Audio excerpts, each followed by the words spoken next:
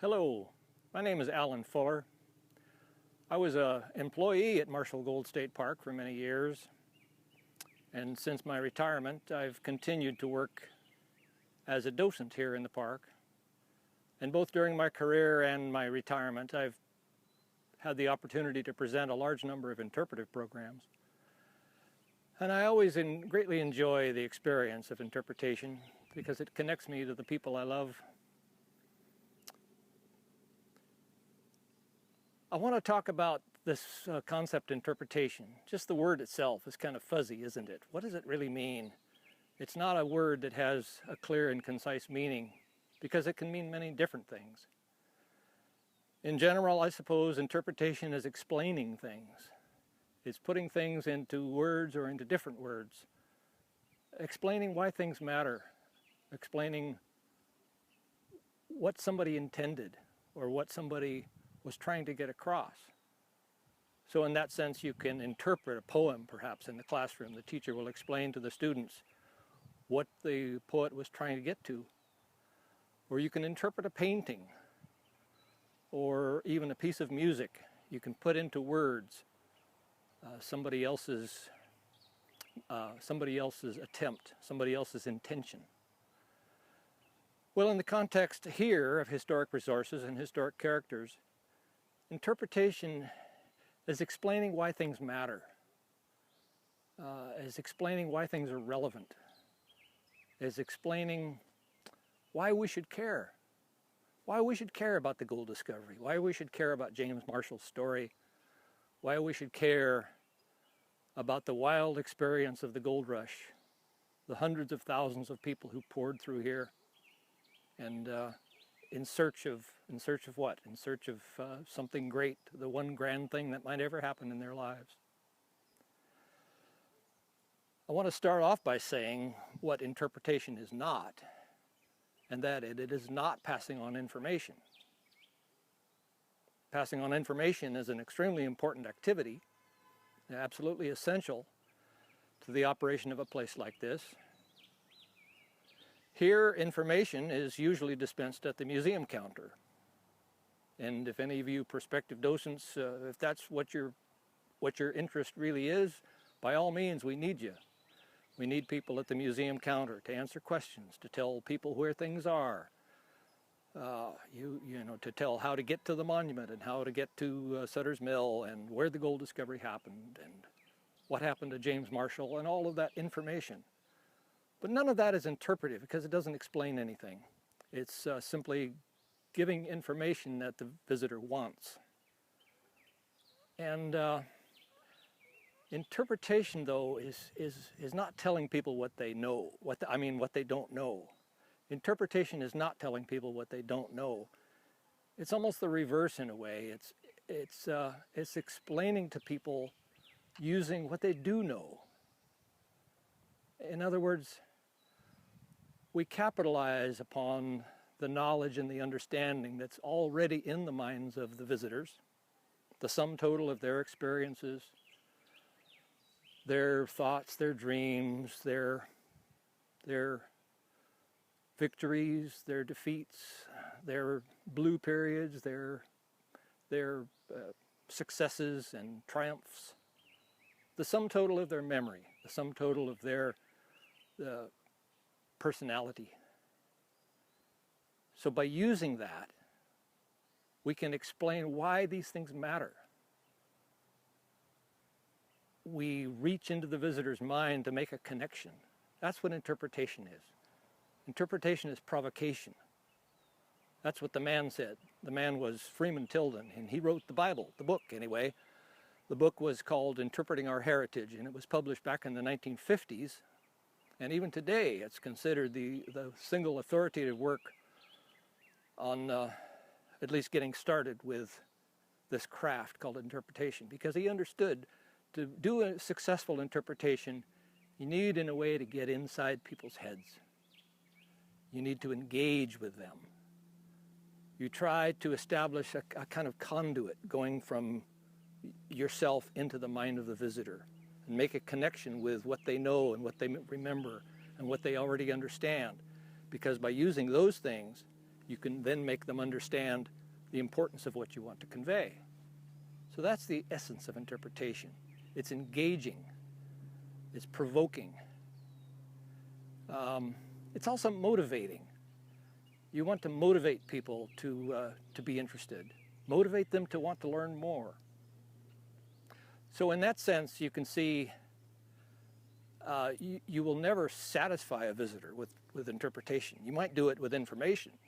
They might quickly get all the information they need and be able to go on their own from there. But interpretation is kind of the opposite. With interpretation, you want to provoke more curiosity. You want to provoke the visitor to know more.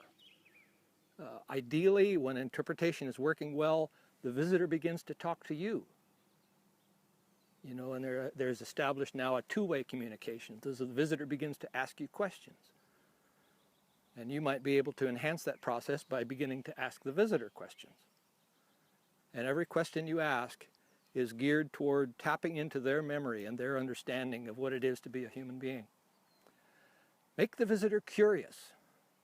If there's one way of summing up interpretation, perhaps it's that. You want to make people curious.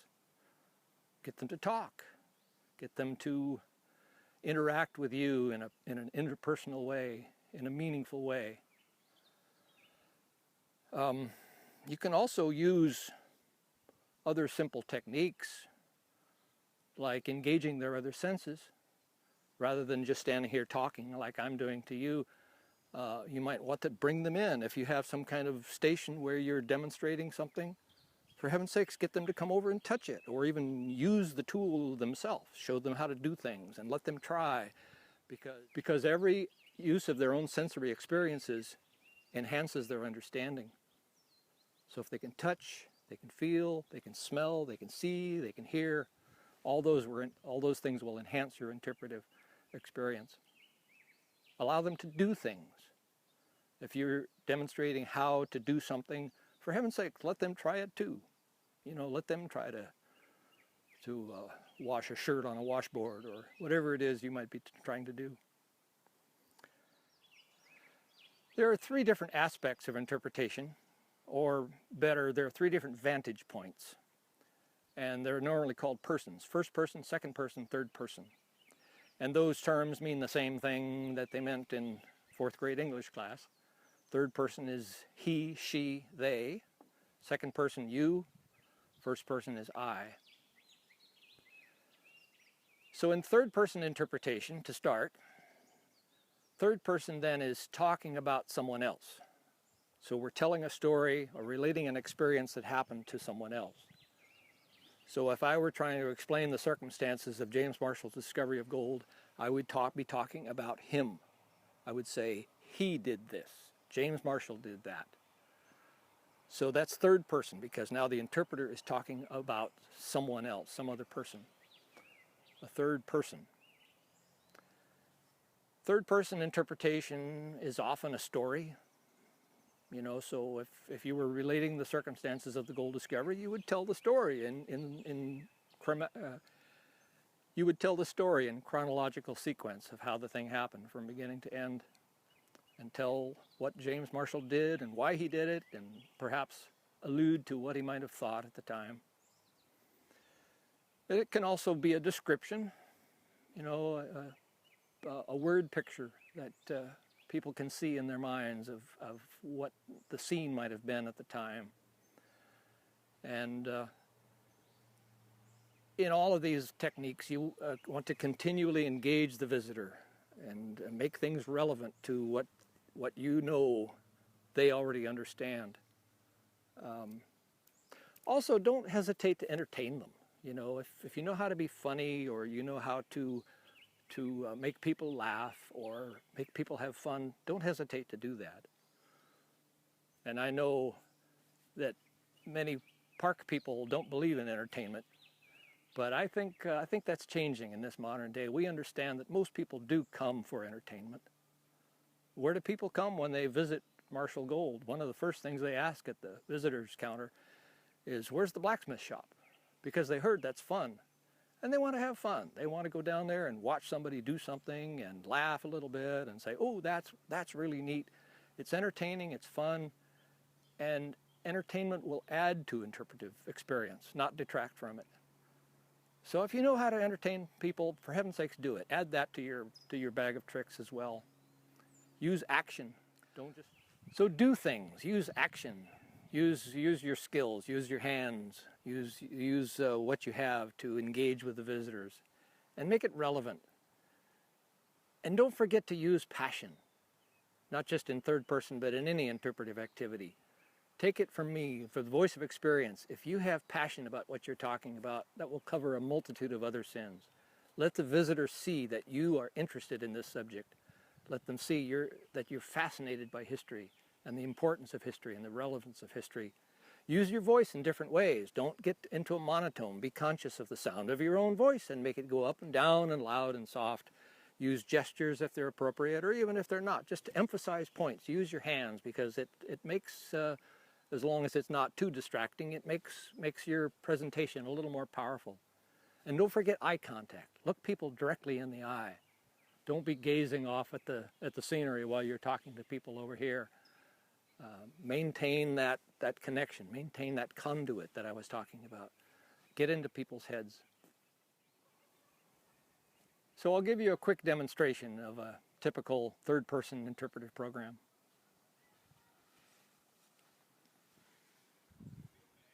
The humble acorn, not something we even pay attention to anymore. We don't even notice it there on the ground.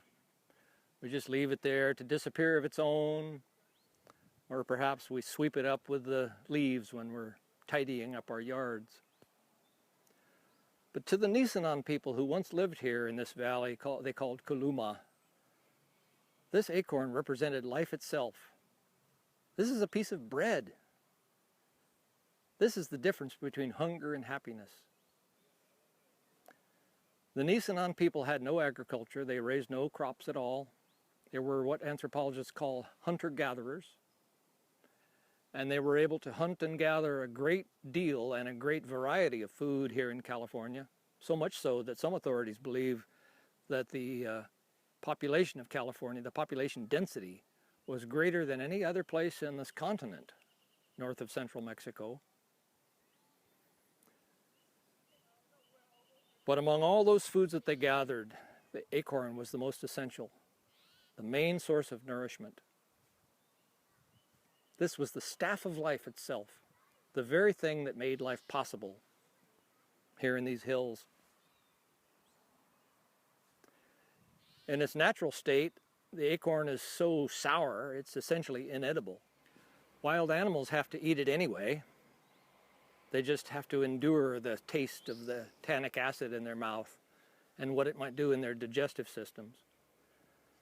But when human beings arrived here some 12,000 years ago, they quickly discovered that it's simple to remove the tannic acid because it's water soluble. Then the people would cook the acorns. They used baskets as pots and hot rocks as fire. They dropped heated rocks into baskets full of wet acorn mush, stirred the rocks inside the basket with sticks, kept the rocks moving so that the basket wouldn't burn on the inside, brought the whole thing to a roiling boil and cooked it a while, and when they thought it was done, they stopped the process, and as soon as the mash cooled, it was ready to eat. Meanwhile, the acorns could be stored in pantries made of cedar branches, designed in a way that kept out both the wild animals and the rain. Without the acorn, life would have been so uncertain, filled with the worry of finding sustenance to sustain life, filled with terror of not knowing where your next food is coming from. But with the acorn, you could lead a life of safety, a life even of prosperity, a life of satisfaction, with food in your belly and joy in your heart. Lead a good life and a happy life and a healthy life and raise healthy children. And at the end of each day, walk down to the communal roundhouse and enjoy a good laugh with your fellows. So that was a quick example of third-person interpretation. You may have noticed I was trying to allude to people's memories and people's understanding of what it's like to be a human being. I'll jump to first-person interpretation. And as the word implies, first person is talking as the historic character. So now the interpreter will actually portray a historic character. That's first person interpretation. So the interpreter speaks as a character. The character can be an actual character. James Marshall, of course, is the obvious example. But any other person who's known here in Coloma, whose story is known, whose origins and activities are somewhat understood, can be used as a first-person interpretive character.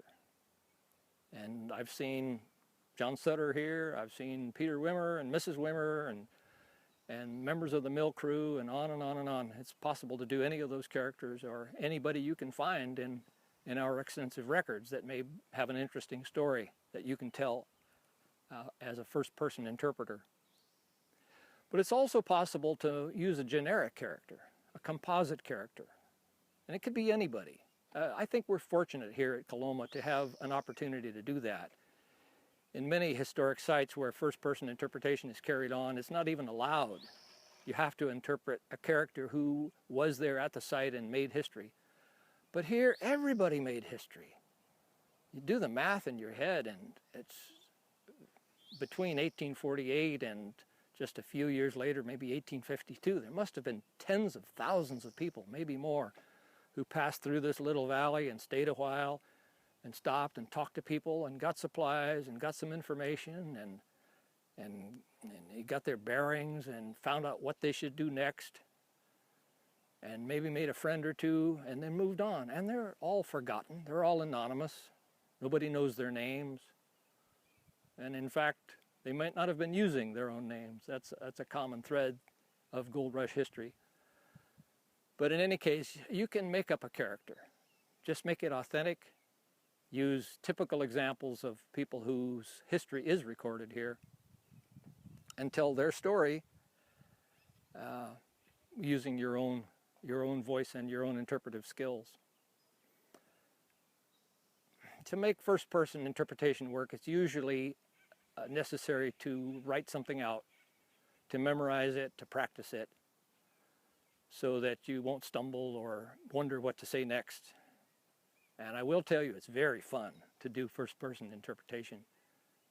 It's a very immediate way to create that conduit I was telling you about, because now you're not talking about somebody else. You're not using your own skills in a kind of an angle to transfer understanding about a person's life. You're doing it directly. You're speaking as the character, one-to-one with your visitor. It's very effective and very fun. It allows imagination and feelings to take place. Maybe I'll do just a really quick example of first-person interpretation. And this is pretty much unrehearsed, but maybe I can get through it. I'm going to start in the middle, too, rather than giving an introduction, just in the interest of saving some time. Well, I don't know what I'm going to do. I haven't decided yet. I can't tell. I just know I can't go back yet.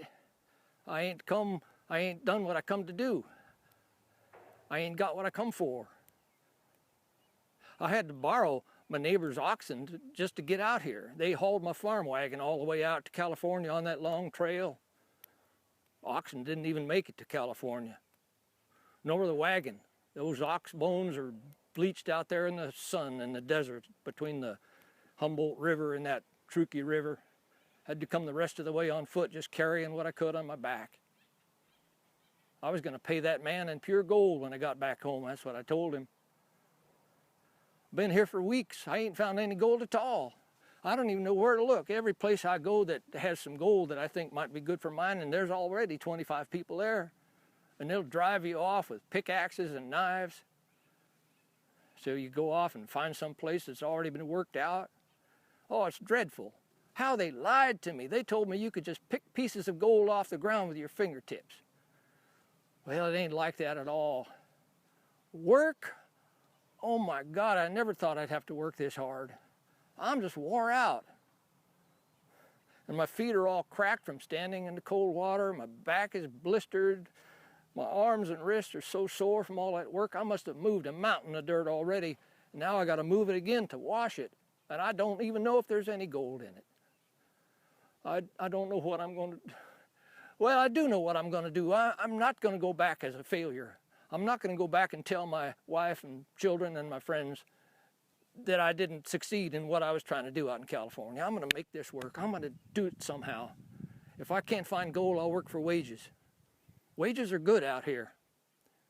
I can work for somebody for a year or so, and if I can save that money, if I can stay out of those gambling halls and stay out of those saloons on Saturday nights, save my money, and go back home with a proud smile on my face and greet my family and friends and tell them I'm back from California to continue with my life. So a simple example of first-person interpretation. And of course there's an infinite number of stories you can tell and an infinite number of ways to do it. I mentioned second-person interpretation, but that's not really a vantage point the way the other two are. It's more just a way of tweaking the other two, particularly tweaking third person, although it can be done in first person as well. Second person, of course, is the pronoun you. So second person is addressing the visitor as a participant. So if I were talking about the acorn, for example, I wouldn't say the Indians ground this to a powder. I would say you would ground this to a powder.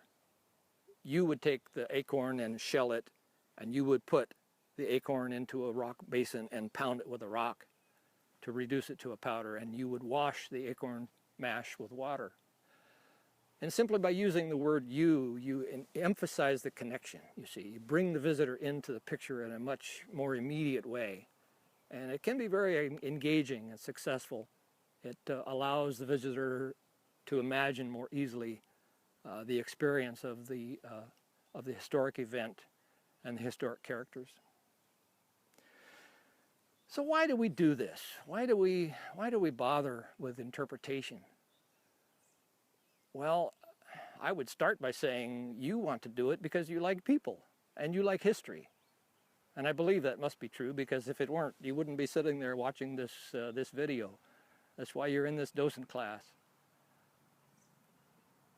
Interpreters like people, and they want people to understand that everyone is part of something bigger. And we all want to know that, don't we? We want to know that we're part of the human race, we're part of human society, and we're part of the flow of history. We're part of something very grand and very important. And history serves as the memory of the society. You know, without history, we would be lost all the time. We wouldn't have something to compare ourselves to. We wouldn't be able to learn new things because we would have forgotten what we learned before.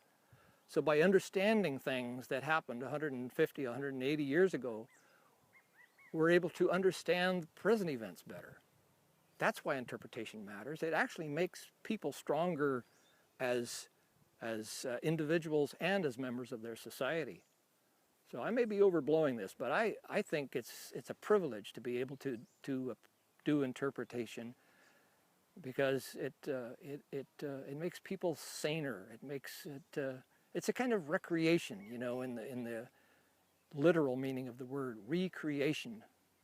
It makes people refreshed and able to understand themselves and their society better. And at the same time, I might add, it gains allies in the cause of historic preservation. Because once your visitors understand that this stuff is important, that it's interesting and important to know about James Marshall, it's interesting and important to understand the circumstances of the gold discovery and why the gold rush happened, then they'll want to be at the forefront of preservation. They'll want to be sure that this place is here for their children, for their grandchildren, for their great-grandchildren, and all other historic sites. And at the same time, they will understand that it's important to preserve natural resources for the same reasons. So that's a quick look at interpretation, and I must say that